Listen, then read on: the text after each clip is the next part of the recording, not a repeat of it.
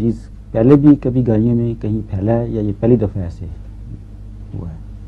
پہلے اس زمانے پھیلا تھا تو ہمیں اس سے کیا پھیلا ہوگا مرض. لیکن بات یہ ہے دراصل یہ جو میڈنس ہے نا اور اس قسم کی عجیب و غریب بیماریاں یہ قانون قدرت کی طرف سے ایک تنبیہ ہے میرے نزدیک. تنبیہات کا ایک دور ہے. ایڈز ہے.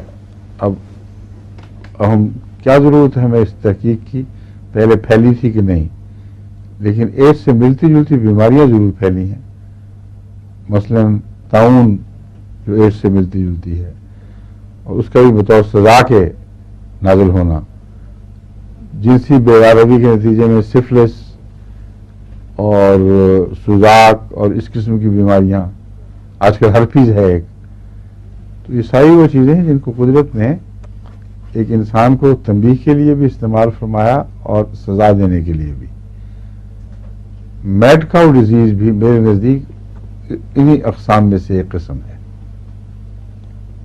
اور ایک انسان رزق کے اوپر خوب جب ایک دفعہ قبضہ کر لیتا ہے اور اس کو فراغت نصیب ہوتی ہے رزق میں, اب دوسرے لوگوں کی پرواہ نہیں کرتا, تو کیوں ہم یہ نہ سمجھیں کہ اللہ تعالیٰ کی طرف سے یہ ایک تنبیہ کا تماچا ہے.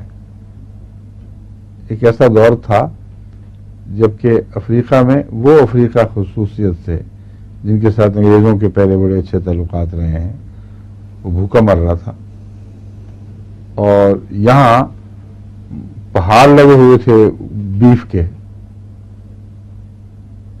وہ انہوں نے ضائع کر دیا, مگر وہاں نہیں بھیجا کہ اور خرچ کرنا پڑے گا, وہاں نہیں بھیجا کیونکہ پولیٹیکلی اس سے ابیسینیا تھا, ان کے تعلقات روس سے زیادہ تھے. تو سیاسی مسالے اور بہت سی باتیں ایسے تھیں جن کے نتیجے میں یہ بٹر کو بھی ضائع کرتے رہے ہیں, میٹ کو بھی ضائع کرتے رہے ہیں, انڈوں کو بھی ضائع کرتے رہے ہیں, لیکن غریبوں کا خیال نہیں کیا. اب وہی میٹ کے پہاڑ ہیں, ان کو اپنے گھروں میں جلانے پڑیں گے. تو یہ تو دیکھنے کی بات ہے. ان کے نزدیک اس میں کوئی سبق نہیں ہے, ان کے نزدیک تو حادثات ہیں بس.